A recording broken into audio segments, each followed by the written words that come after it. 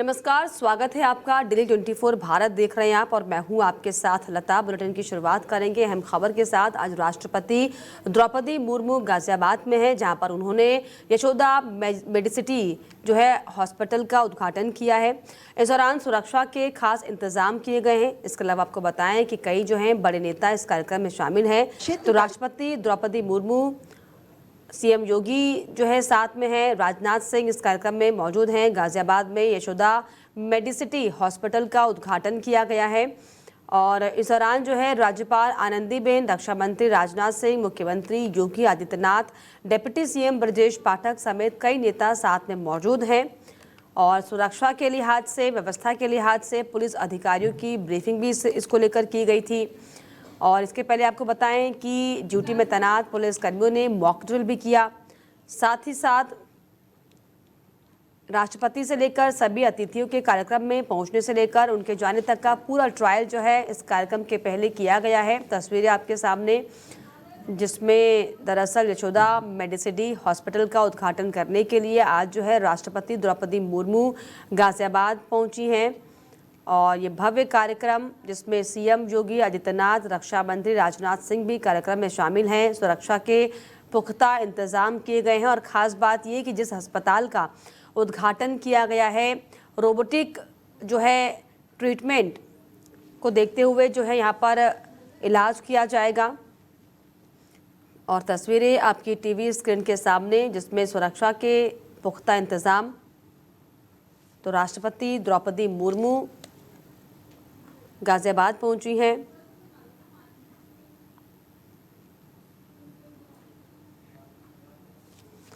और इसी कड़ी में रक्षा मंत्री राजनाथ सिंह क्या कुछ कह रहे हैं, सुनिए। भारत की माननीय राष्ट्रपति आदरणीय श्रीमती द्रौपदी मुर्मू जी, संघ के लिए देश, उत्तर प्रदेश के यशस्वी मुख्यमंत्री श्रीमान योगी आदित्यनाथ जी, उत्तर प्रदेश के उप मुख्यमंत्री श्री ब्रजेश पाठक जी, केंद्रीय स्वास्थ्य राज्य मंत्री श्रीमती अनुप्रिया पटेल जी, यशोदा सिटी के चेयरमैन एवं एमडी डॉक्टर पीएन अरोड़ा और यशोदा सिटी की मैनेजिंग डायरेक्टर और सीईओ डॉक्टर उपासना अरोड़ा, अतिथिगण, देवियों और सज्जनों, यह हम सब के लिए गौरव और सम्मान का क्षण है कि आज यशोदा मेडिसिटी के उद्घाटन के अवसर पर माननीय राष्ट्रपति महोदया हम सबके बीच उपस्थित हैं। यहाँ आपकी गरिमामयी उपस्थिति अपने आप में हम सब के लिए एक इंस्पिरेशन है। साथियों, यशोदा मेडिसिटी के लिए यह बड़े गौरव की बात है कि इसे दक्षिण एशिया के लिए रोबोटिक सर्जरी प्रशिक्षण केंद्र के रूप में मान्यता मिली है। आपकी यह उपलब्धि निश्चित रूप से मेडिकल ट्रेनिंग और टेक्नोलॉजिकल रिसर्च को एक नई दिशा देगी, ऐसा मेरा विश्वास है। मैं इस अवसर पर डॉक्टर पीएन अरोड़ा और श्रीमती उपासना अरोड़ा को और यशोदा। आगे बढ़ेंगे। संभल की 24 कोसीय परिक्रमा के कार्यक्रम में शामिल हुई साध्वी प्राची ने मुरादाबाद के एक मदरसे में 13 साल की छात्रा से वर्जिनिटी सर्टिफिकेट मांगे जाने का आरोप लगाया। सभा में साध्वी ने मदरसे और मौलानाओं पर तीखे हमले किए और कहा कि ऐसे मामलों पर कड़ी कार्रवाई होनी चाहिए। उनका ये बयान सभा में मौजूद स्थानीय संगठन के नेताओं की ओर से पुष्प आदर सहित स्वागत के बाद दिया गया। साध्वी प्राची ने आरोप लगाया कि मुरादाबाद के मदरसे में मौलाना ने नाबालिग छात्रा से वर्जिनिटी सर्टिफिकेट मांगा। उनका कहना था कि मदरसा के मौलाना अपने परिवार की बहन बेटियों का भी वर्जिनिटी सर्टिफिकेट पेश करें, तब जाकर बात करूंगी। उन्होंने मदरसों पर पहले हथियार और आतंकवाद की ट्रेनिंग देने जैसे पुराने आरोपों का जिक्र करते हुए नई पहल के रूप में ये कदम बताया और मौलानाओं को कठोर शब्दों में आड़े हाथों लिया है। मदरसे में जो मौलाना ने कोमारी सर्टिफिकेट मांगा है, ऐसे मौलाना हिंदुस्तान के अंदर ये बदनुमा दाग है। मैं पूछना चाहती हूँ उस मौलाना से, क्या उसने अपनी बेटी, अपनी बहन का भी सर्टिफिकेट मांगा है? पहले इनके मदरसों में हथियार और आतंकवाद की तालीम दी जाती थी। अब ये नई पहल हो गई, कौमारी सर्टिफिकेट मांगने लगे। भाई, इनको अपनी बहन बेटी का पहले सर्टिफिकेट पेश करना चाहिए, तब आगे बात करनी चाहिए। शर्म आती है ऐसे मौलानाओं पर, धिक्कार है ऐसे मौलानाओं को। क्या कार्रवाई होनी चाहिए इनके खिलाफ इस तरीके से? कड़ी से कड़ी कार्रवाई होनी चाहिए। बच्चियों को तालीम देने के बजाय उनका मानसिक संतुलन बिगाड़ने का काम। और इनके यहाँ तो कोई बच्ची सुरक्षित नहीं है। छोटी सी बच्ची होती है और वो कब वो बीबी के रूप में पेश हो जाए, कब भी। तो मदरसों में वर्जिनिटी टेस्ट मांगने के ऊपर जो है साध्वी प्राची भड़की हैं। उन्होंने साफ तौर पर कहा कि इस तरीके से क्या बच्चियों को तालीम दी जाएगी। और इसी पर बातचीत के लिए मेरे साथ खुद हिंदूवादी नेता साध्वी प्राची जी जुड़ गई हैं। साध्वी जी, बहुत स्वागत आपका दिल्ली 24 भारत में। साध्वी जी, आवाज मिल रही है आपको मेरी? हाँ जी, बिल्कुल। आवाज आ रही। साध्वी जी, जिस तरीके से ये जो मुरादाबाद का केस सामने आया है, जहां पर एक बच्ची से आप सोचिए कि वर्जिनिटी सर्टिफिकेट मांगा गया है, कैसे देख रहे हैं इसको? देखिए, जो मुरादाबाद में लता जी, इस मौलाना ने 13 साल की बच्ची से वर्जिनिटी जो सर्टिफिकेट मांगा है, ये अशोभनीय कार्य है जी। हिंदुस्तान के अंदर ऐसे मौलानाओं, ये बदनुमा दाग है। जितनी कड़ी कार्रवाई इन पर हो वो बिल्कुल ही कम है। बिल्कुल। लेकिन जिस तरीके से एक और योगी सरकार पूरी ये कोशिश करे कि जो मदरसों की एजुकेशन है उसे मुख्य धारा से जोड़ा जाए ताकि बच्चे जो है शिक्षित हो, लेकिन दूसरी तरफ जिस तरीके से जो काम कहेंगे, क्योंकि जिस तरीके से वर्जिनिटी सर्टिफिकेट मांगा गया जिसका कोई वास्तविक जो है सीधा वास्ता नहीं है पढ़ाई लिखाई से, तो ये कौन सी नीति है, कौन से मदरसों की नीति है? आखिर मौलाना या मदरसे में क्या इस तरह से पढ़ाई हो पाएगी? मदरसे की जो तालीम है वो तालीम गजवाए हिंद बनाने की तालीम है। ये केवल इनसे अगर पूछा जाए, क्या गजवा हिंद केवल हिंदुस्तान को गजवाए हिंद में परिवर्तित करना चाहते हो? गजवाए चाइना या गजवाए ऑस्ट्रेलिया या गजवाए क्या नाम अमेरिका, कभी इनके औकात है उधर भी जरा? क्यों? क्योंकि सबसे ज्यादा गद्दार हिंदुस्तान में है और उसका ये लोग फायदा उठाते हैं। ऐसे लोग एक 13 साल की बच्ची जो कि पढ़ने जाती है और उससे कुंवारी होने का सर्टिफिकेट मांग रहा मौलाना, ये तो बहुत शर्मनाक घटना है। वाकई ये बहुत शर्मनाक घटना है। और इससे ये भी पता चलता है कि आप सोचिए कि किस तरफ हम बच्चों को बढ़ा रहे हैं। हाँ लता जी, क्या ये अपनी बेटी का भी वो सर्टिफिकेट मांगे होगा, वर्जिनिटी सर्टिफिकेट? क्या ये अपनी बहन से? हालांकि यहाँ इनके यहाँ बहन नहीं होती, चचेरी फुफेरी सब इनकी बीवी बन जाती है, ममेरी। लेकिन क्या ये अपनी जो बेटी है उससे ये मांग सकता है? चलिए, हालांकि पर्सनल कमेंट हम किसी पर नहीं कर सकते, लेकिन जिस तरीके से जो वर्जिनिटी सर्टिफिकेट मांगा ये वाकई बहुत ज़्यादा शर्मनाक, बहुत अभद्र, क्योंकि जहां पर हम बच्चों को कल का भविष्य समझते हैं, उन्हें अच्छी एजुकेशन देने की बात करते हैं, वहां पर इस तरीके से वर्जिनिटी सर्टिफिकेट मांगना ये वाकई बहुत कुतर्क वाली बात हुई है। फिलहाल आप जुड़े, बहुत शुक्रिया आपका। तो जिस तरीके से आपको बताएं कि मदरसे में छात्रा से जो 13 साल की बच्ची, आप सोचिए कि वर्जिनिटी सर्टिफिकेट उससे मांगा गया, आखिर इसका अर्थ क्या है? क्या जो मदरसे के लोग हैं, जो वहाँ पर आधिकारिक लोग हैं, इस पर क्या जो है साबित करना चाहते हैं? ये वाकई एक सोच को दर्शाता है, क्योंकि अगर आप किसी भी स्कूल में किसी भी जगह पर तालीम लेने जाते हैं तो वहाँ पर सिर्फ और सिर्फ विद्या और ज्ञान की बातें होती हैं। आप कहाँ से आए हैं, कैसे आए हैं, किस तरीके से रहते हैं, इसका कोई भी जो है वास्तविक तौर पर नहीं होता। लेकिन जिस तरीके से मुरादाबाद में ये जो शर्मनाक खबर सामने आई है, ये वाकई बहुत ज़्यादा चिंताजनक कि आज के ज़माने में, आज के समय में, जहाँ पर हम 21वीं शताब्दी की बात करते हैं, जहाँ पर हम टेक्नोलॉजी की बात करते हैं, वहाँ पर आप सोचिए कि किसी बच्ची को एजुकेशन लेने के लिए जो है अपनी वर्जिनिटी का टेस्ट करना होगा। इससे ज़्यादा शर्मनाक मुझे लगता है कोई बात अब तक नहीं हो सकती। और चलिए, इस पर जो है और ज़्यादा बातचीत के लिए मेरे साथ जो है मौलाना शाहबुद्दीन रिजवी जुड़ गए हैं। साबुद्दीन जी, जिस तरीके से ये जो मुरादाबाद का वाकया सामने आया जहां पर एक 13 साल की बच्ची से वर्जिनिटी सर्टिफिकेट मांगा जा रहा है, क्या कहिएगा इस पे? देखिए मोहतरमा, मुरादाबाद में मदरसा हसनुल-जिन्नात का जो वाकया हुआ और उसमें प्रिंसिपल ने वर्जिनिटी सर्टिफिकेट जो है तालिबा से, छात्रा से मांगा है, ये निहायत ही घिनौनी और शर्मसार करने वाली बात है।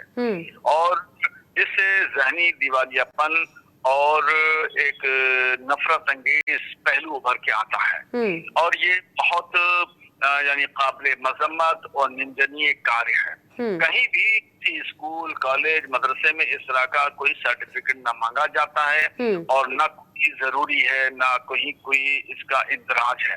अब ऐसी कंडीशन में किसी भी मदरसे से इस तरह का वर्जिनिटी सर्टिफिकेट मांगना शर्म की बात है। और इसकी क्या नाम, मदरसे वैसे ही फिरका परस्त लोगों की नजर में खटकते रहते हैं और मदरसों को तान तशनी का लानतान इल्जाम इत्तहाम लगाया जाता है। अब ऐसी कंडीशन में इस तरह का वर्जिनिटी सर्टिफिकेट मांग लेना ये और शोले जवाला बना देने के मुतरादिफ है। ऐसे में शाहबुद्दीन जी, आपकी तरफ से क्या कुछ एक्शन लिया गया इस पर? क्योंकि ये वाकई बहुत ज्यादा अभद्र और बहुत ज्यादा शर्मनाक कृत्य है। किसी बच्ची से, किसी लड़की से इस तरीके से उसका वर्जिनिटी टेस्ट करना, ये आप समझ रहे हैं कितना निहायती सोच की को दर्शाता है। जी जी जी जी जी। आपकी तरफ से क्या एक्शन लिया जाएगा इसमें? अब नहीं, इस पे वो जो मुदर्रिस है उसको मदरसे की टीचिंग बॉडी से उसको निकाला जा रहा है और इसके अलावा भी अब और दूसरे जो लोग हैं उनको भी एक आदमी की जिसकी तकर्रुरी करें, हर एक के बारे में उसकी जहनियत पर, उसकी लियाकत, सलाहियत पर जो है वो खूब इंटरव्यू लेने के बाद ही रखा जाना चाहिए। और बाज ऐसे भी होते हैं जो आलिम फाजिल नहीं होते हैं और उसमें फर्जी तौर पर डिग्री ले ली और चले आते हैं पढ़ाने के लिए। तो इस पूरा माहौल खराब होता है। एक आदमी कोई गुनाह करता है और उसके सभी लोग दायरे में आते हैं। जैसे एक मछली में एक तालाब में एक मछली मर जाती है तो पूरे तालाब को गंदा कर देती है। तो आज सवालिया निशान खड़ा हो जाता है पूरे हिंदुस्तान। लेकिन शाहबुद्दीन जी, वाकई ये शर्मनाक तो है। हालांकि आप भी इसमें जो है जरूर सहमति जता रहे, लेकिन इसका क्या मतलब है? मतलब इस तरह की सोच का मदरसों में क्या कोई मतलब है? क्या कोई लेना देना इस सोच से? बिल्कुल, इस तरह के सोच से मदरसों का क्या इससे तालीम में कोई फर्क पड़ जाएगा? ये वाहियात सोच है, गंदी सोच है, घिनौनी सोच है। और मदरसों में तो कुरान और हदीस की तालीम दी जाती है, अरबी फारसी पढ़ाई जाती है और इतनी अच्छी तालीम दी जाती है कि जिसकी मिसाल दुनिया पेश करती है। और मदरसों का माजी का इतिहास है वो भी बहुत शानदार रहा है। मगर एक मदरसे के एक टीचर ने इस तरह की घटना करके तमाम पूरी मदरसा बिरादरी को, यानी पूरे जगत के मदरसे के लोगों का सर जो है शर्मिंदा कर दिया, सर झुका दिया। अब कौम को जवाब देना पड़ रहा है। जाहिर बात है कि एक शख्स ने सबको जवाबदेह बना दिया। तो वाकई बहुत ज़्यादा शर्मनाक है, जहाँ पर एक और योगी सरकार जो है मदरसों को मुख्य धारा से जोड़ने की बात कर रही है, एजुकेशन से जोड़ने की बात कर रही है, और इसी बीच इस तरह की सोच ये वाकई दर्शाती है कि क्या मदरसों में इस तरह की वाकई ज़रूरतें हैं कि इस तरह के सर्टिफिकेट लिए जाए। वाकई बहुत ज़्यादा मौलाना जी शर्मनाक है। फिलहाल बहुत शुक्रिया आपका, आपने समय दिया। तो आपको बता दें कि मुरादाबाद में दरअसल एक मदरसे में 13 साल की बच्ची से एडमिशन के लिए, आप सोचिए कि वर्जिनिटी टेस्ट कराकर सर्टिफिकेट लाने को कहा गया, जिसके बाद से जो है अब गुस्सा और रोष जो है साफ तौर पर मुरादाबाद और ना सिर्फ मुरादाबाद बल्कि पूरे प्रदेश और देश में जो है लोगों का दिखाई पड़ रहा है। आगे बढ़ेंगे। बरेली में ऑल इंडिया मुस्लिम जमात के राष्ट्रीय अध्यक्ष मौलाना शहाबुद्दीन रिजवी ने दरअसल साध्वी प्राची के बयान पर तीखी प्रतिक्रिया दी है। मौलाना शहाबुद्दीन ने कहा कि साध्वी प्राची सांप्रदायिक सोच रखती हैं और उनके बयान मुसलमानों के खिलाफ जहरीले और भड़काऊ हैं, जो देश के अमन चैन और आपसी सौहार्द को बिगाड़ने का काम करते हैं। उन्होंने कहा कि सुप्रीम कोर्ट को स्वयं संज्ञान लेकर साध्वी प्राची के खिलाफ कानूनी कार्रवाई करनी चाहिए, क्योंकि ये बयान हेट स्पीच की श्रेणी में आता है। मौलाना ने कहा कि देश में नफरत नहीं, भाईचारे और शांति का संदेश फैलाया जाना चाहिए। अलीगढ़ में मंदिर में आई लव मोहम्मद लिखने की घटना पर संभल सांसद जिया उर रहमान बर्क ने बीजेपी पर बड़ा हमला किया। उन्होंने घटना को बीजेपी की सोची समझी साजिश बताया है। घटना में किसी मुसलमान के शामिल ना होने का सांसद ने दावा किया। उन्होंने कहा कि आई लव मोहम्मद के नाम पर विवाद को भड़काने की कोशिश है। सांसद ने मुसलमानों के इस घटना में शामिल ना होने का दावा किया। मुसलमानों की अपनी दीन के प्रति आस्था है जो कि दिखाने की जरूरत नहीं है। सांसद ने कहा कि इस्लाम दूसरे धर्म की आस्था को ठेस पहुंचाने की इजाजत नहीं देता।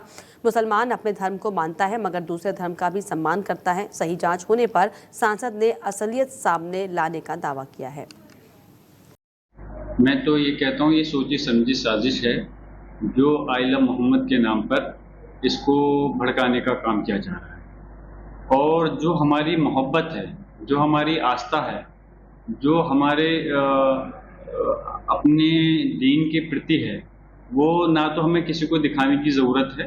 हमारे दिल से है, वो हमारे दिल में रहेगी और हमेशा रहेगी। और मैं समझता हूँ ये बीजेपी के द्वारा ही सोची समझी साजिश के तहत इस चीज़ को आगे बढ़ाया गया है। और मंदिर पे जहाँ तक लिखने का मामला है, अगर ईमानदारी से इसकी जांच होगी तो मैं इसको। मुजफ्फरनगर के भोपा थाना क्षेत्र के बेहड़ा थ्रू जंगल में पुलिस और गौकशों के बीच जबरदस्त मुठभेड़ हुई है। पुलिस को गौकशी की सूचना मिली थी, जिसके बाद टीम ने इलाके में कॉम्बिंग ऑपरेशन शुरू किया। पुलिस की घेराबंदी देखते ही गौकशियों ने फायरिंग शुरू कर दी। जवाबी कार्रवाई में पुलिस ने भी मोर्चा संभाला। मुठभेड़ के दौरान पुलिस की गोली लगने से 2 गौकश घायल हो गए। दोनों को पुलिस की निगरानी में इलाज के लिए अस्पताल भेजा गया है। वहीं पुलिस ने मौके से एक आरोपी को गिरफ्तार कर लिया। अंधेरे का फायदा उठाकर कुख्यात शीटर मौके से फरार होने में कामयाब रहा है। पुलिस अब उसकी तलाश में जुटी हुई है और आसपास के इलाकों में सर्च ऑपरेशन जारी है। मुठभेड़ के बाद पुलिस ने मौके से तमंचे, कारतूस और गौकशी के उपकरण बरामद किए हैं। पुलिस अधिकारियों के अनुसार ये गैंग लंबे समय से इस इलाके में गौकशी की वारदातों को अंजाम दे रहा था। आज थाना भोपा पुलिस को शाम के समय सूचना मिली थी कि कुछ गौकश क्षेत्र में गौकशी की योजना बना रहे हैं। उसी के क्रम में भोपा पुलिस द्वारा शाम से ही चेकिंग और गश्त करी जा रही थी इलाके में। अभी रात के समय में गश्त के दौरान कुछ संदिग्ध गतिविधि बेड़ा थ्रू के जंगल में दिखाई दी। उसी सूचना पे पुलिस टीम मौके पर पहुंची तो देखा कि बेड़ा थ्रू के जंगल में 5-6 आदमी एक गाय को बांध के गौकशी की तैयारी कर रहे थे। तो पुलिस ने उन्हें रुकने को कहा और अपने आप को पुलिस से घिरता देख उन्होंने पुलिस पर फायरिंग शुरू कर दी। जवाब में पुलिस ने भी फायरिंग करी। उसमें 2 बदमाश घायल हुए और कुछ मौके का फायदा उठाकर भाग गए, जिसमें से एक बदमाश को कॉम्बिंग के दौरान।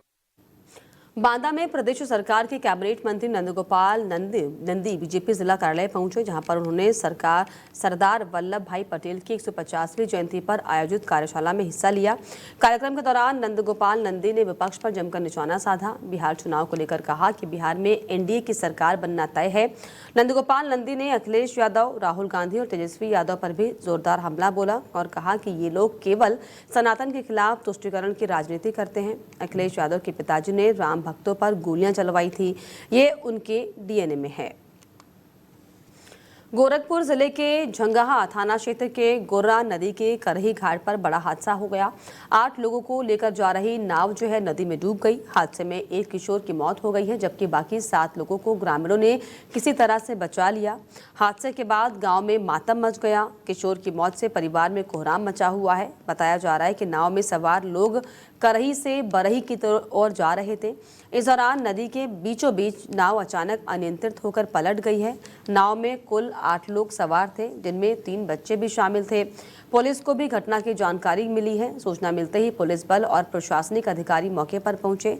वहीं ग्रामीणों की मदद से बाकी 7 लोगों को सुरक्षित बाहर निकाला गया है। घटना के बाद पूरे इलाके में शोक का माहौल है। पुलिस का कहना है कि मामले में जाँच की जाएगी।